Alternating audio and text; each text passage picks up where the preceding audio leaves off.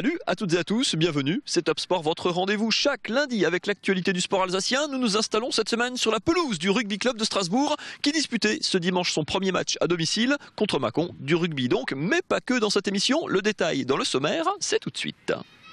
Corrigé à Lille lors du premier match de la saison, 49-6, le RCS voulait se refaire ce week-end. C'est raté, battu par Mâcon 25-9, les Strasbourgeois sont à la peine pour cette reprise.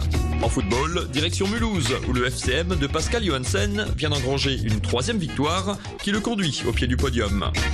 Et en fin d'émission, venez découvrir la course d'orientation, une bonne façon de faire du sport tout en faisant travailler ses ménages. Et on commence donc cette émission en parlant de football. On vous a déjà parlé de Colmar, du Racing, qui tourne d'ailleurs tous les deux très bien dans ce début de saison. Une autre équipe qui tourne pas mal du tout, c'est le Football Club de Mulhouse, lui aussi dans le haut du tableau en CFA. Il recevait Nancy ce week-end, l'occasion d'aller faire un tour du côté du stade de Lille. Regardez. Un seul but, signé Mini Balogou, suffit au bonheur des Haurinois qui ont donc battu la réserve de l'AS Nancy-Lorraine samedi soir. Une victoire sur le plus petit des scores, sans faire un grand match, ni sans vraiment avoir dominé, mais une victoire de plus, appréciée comme telle. On est assez solidaires, on s'entend tous très bien et dans des matchs comme ce soir, on a un peu de mal. On arrive à garder un résultat et à s'arracher jusqu'à la fin. Et voilà, la réussite est avec nous dans ces cas-là en général. Et c'est vrai que le bilan mulhousien a fière allure. 3 victoires, 3 matchs nuls, une seule défaite et une belle 4e place au classement à un petit point du Racing. La bonne entame du FCM a peut-être surpris beaucoup de monde, mais pas les joueurs. Surprenant parce qu'on a quand même bien travaillé au niveau de la préparation. On a vraiment insisté sur le fait de poser le jeu. On connaissait nos qualités, on n'était peut-être pas attendu, donc on crée un peu la surprise. Maintenant il va falloir pas s'enflammer parce que c'est comme ça qu'on est bon. On va essayer de continuer comme ça, on procure du jeu, on est costaud derrière, il faut continuer.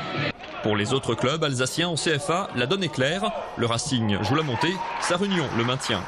Alors, quid du FCM? Ces bons résultats et ce 5e match sans défaite donnent-ils des idées dans le vestiaire? On n'a pas vraiment d'objectif si ce n'est le maintien. Donc après, c'est sûr qu'en engrangeant comme ça les victoires et qu'on se rapproche du haut de tableau, on se dit qu'on est un peu l'équipe qu'on n'attendait pas. Et justement, on est là pour embêter un peu tout le monde sans se mettre de pression. On prend du plaisir à jouer, on ne réfléchit pas. Et c'est ça quelque part peut-être aussi notre force, c'est de ne pas réfléchir forcément au classement. Au-delà de ces résultats, il y a aussi la volonté de construire un groupe et de redonner de l'identité au club haurinois qui vivote dans le monde amateur depuis maintenant 13 ans. Il y a un état d'esprit, voilà. Je ne me suis pas trompé sur les hommes. Voilà, que ce soit les 20 joueurs avec les jeunes qui étaient là, c'est cohérent et tout le monde tire dans le même sens. Et après, peu importe les qualités des uns des autres, on les met au service du collectif. Mais encore, les hommes sont très bons et un état d'esprit exceptionnel. Conséquence, les résultats sont là et les supporters prient très fort pour que ce rayon de soleil sur le foot mulhousien se prolonge.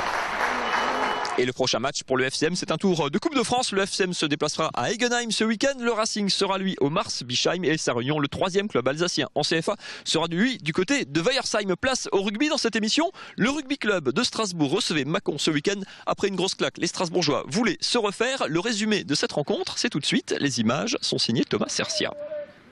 En début de match, les deux équipes se neutralisent en défendant bien, mais les Alsaciens vont vite accumuler les fautes. Autant d'occasions pour le buteur mâconnais Giandré Fourier de faire rapidement enfler le score. L'ouvreur sud-africain réalise un joli 4 sur 5 et porte rapidement le score à 12-0. Côté strasbourgeois, il faut attendre les dernières minutes de la première période pour voir enfin une percée significative dans la défense des Rouges. Mais à la pause, le score est donc de 12-0 et les Alsaciens n'ont guère aperçu l'embut des Bourguignons. Le RCS qui débloque son compteur à l'entame de la deuxième période grâce à Leonardo Montoya. Le jeu s'équilibre, les buteurs se répondent et 2 pénalités de Guillaume Krigel ramènent les Bleus à 15-9. À peine le temps de rêver à un retournement ou au point du bonus défensif que Mâcon enfonce le clou. La percée de Popescu est relayée par Mathurio qui sert finalement le Fidjien William Takai pour le seul essai du match. Et c'est magistralement transformé par Fourier qui marquera encore une pénalité, soit 20 points au total pour le demi d'ouverture de Mâcon. Score final 25-9 et une deuxième défaite plutôt inquiétante pour les Alsaciens. Avec Nicolas Tizanet, le capitaine du rugby club de Strasbourg. Nicolas, on l'a vu, le début de saison très compliqué après la claque à Lille. Celle-là, elle fait tout aussi mal, même si le score est un peu moins important. Oui, elle fait mal parce que premièrement, on avait l'impression de l'avoir préparée. Secondo, on avait rentré l'effectif au complet par rapport à Lille. Et aujourd'hui, on a joué individuel plus qu'en équipe et on a perdu un match qui était largement à notre portée. Il va falloir se ressaisir dès dimanche à Chalon, sinon ça va être très compliqué. La Fédéralune, pour expliquer, c'est 10 équipes seulement, dont 2 qui descendent. Ça veut dire que le RCS a de la marge, très peu de marge, pas du tout de marge cette saison. Il ne faut pas prendre un départ comme on a pris. Il faut déjà rester invaincu à la maison. Donc déjà aujourd'hui, les plans sont compromis. C'est pour ça qu'il faut absolument aller chercher une victoire à Chalon dimanche pour annuler la défaite d'aujourd'hui. On l'a vu, qu'est-ce qui est motif d'espoir? Vous revenez quand même en début de deuxième mi-temps. La deuxième mi-temps était un petit peu meilleure. C'est quoi du coup? C'est peut-être votre meilleure mi-temps de la saison. Il y a des motifs d'espoir quand même dans cette seconde période? Oui, motifs d'espoir, il y en avait déjà la semaine dernière. On a de la volonté, on a de la solidarité, on a un super état d'esprit dans l'équipe. Personne ne lâche, tout le monde joue à 200%. Par rapport à l'an dernier qui était notre problème, c'est que personne ne jouait à 200%. Cette année, tout le monde joue à 200, 300%. Mais c'est techniquement et stratégiquement, on joue à l'envers. Il y a eu pas mal de déchets en touche. On a eu offert aussi des pénalités à cette équipe de Mâcon. Ça veut dire que les moindres erreurs, avec la marge que le Racing n'a pas, que le rugby club de Strasbourg n'a pas, les erreurs se payent cash et ça fait ce gap de 20 points à la fin. Ah oui, de toute façon, à ce niveau, la moindre faute avec un buteur comme il y avait aujourd'hui, ça se convertit directement en points et donc ça se complique de suite. Parce qu'on n'est pas mis en danger en première mi-temps, mais on rentre à 15-0. 15-0, 5 pénalités, voilà quoi. Et on continue cette page rugby avec Philippe Brahim, l'entraîneur du rugby club de Strasbourg. Philippe, 2 matchs, 2 défaites, 100 points de bonus, début de saison compliqué, très compliqué pour le rugby club de Strasbourg.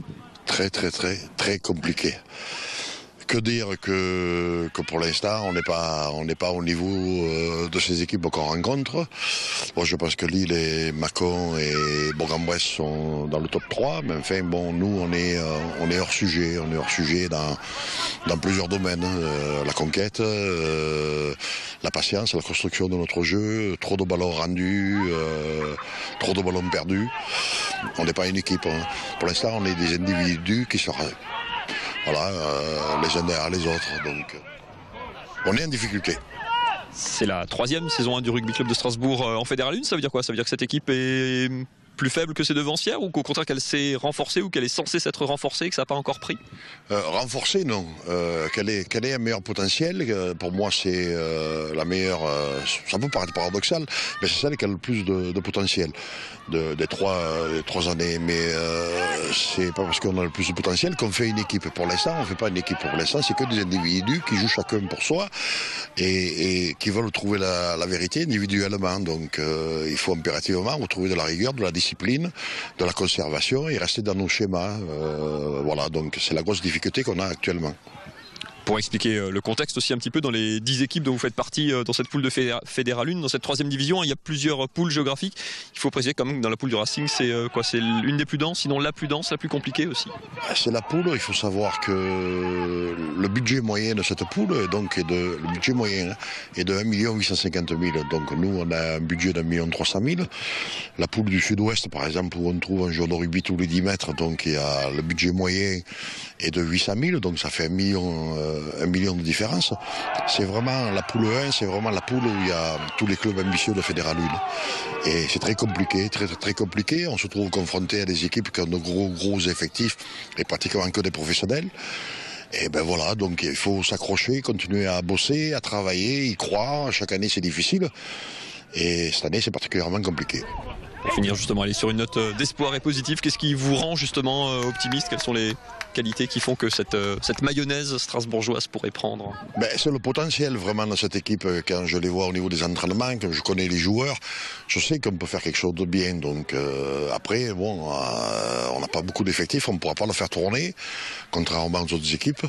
Mais je sais qu'on a un véritable potentiel. Maintenant, il faut jouer en véritable équipe, collectivement, proprement, et pas s'affoler, et pas se livrer, pas perdre tous ces ballons en route, pas rendre tous ces ballons qu'on rend, et retrouver une conquête. Merci beaucoup Philippe. Merci à vous. Allez, on va quitter la pelouse du rugby club de Strasbourg. On va prendre un bon bol d'air pour terminer cette émission. Ça se passe du côté de Mulhouse. Je vous emmène à la découverte d'une discipline. La course d'orientation, c'est vraiment la tête et les jambes. C'est un vrai sport, mais avec un petit côté chasse au trésor. Regardez.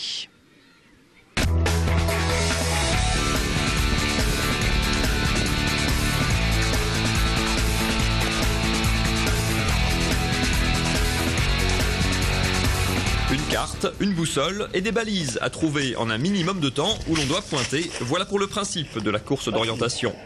Les épreuves se déroulent en pleine nature, comme ici au Valdec, et le parcours change évidemment à chaque fois. C'est une découverte au dernier moment, c'est-à-dire au top départ, on découvre sur quoi nous allons être mangés, quoi. Sur la carte récupérée au départ figurent donc les différentes balises à trouver. Après, c'est à chacun son rythme, entre vitesse et précision, un vrai sport, mais qui assume tout à fait son côté chasse au trésor. J'aime le sport, j'aime la nature. Courir pour courir, j'aime pas. Alors que là, chercher les balises, c'est vraiment sympathique. Ça m'amuse toujours de courir pour trouver des balises. Je traverse des rivières sans crainte. Enfin, je monte sur des troncs d'arbres. Je suis une vraie gamine. C'est une manière de voyager, une manière de faire du sport en s'amusant. Je suis perdu.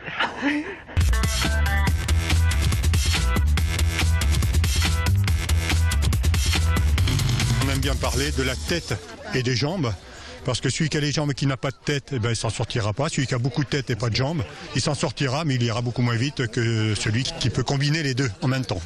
Ce matin, ils étaient 150 orienteurs sur les différents parcours, de 2 km pour les enfants, jusqu'à la version adulte, avec 25 balises à retrouver et 5 km au minimum. C'est totalement différent suivant les forêts. On peut courir en vigne, on court en forêt, on peut courir en montagne, donc il y a de tout.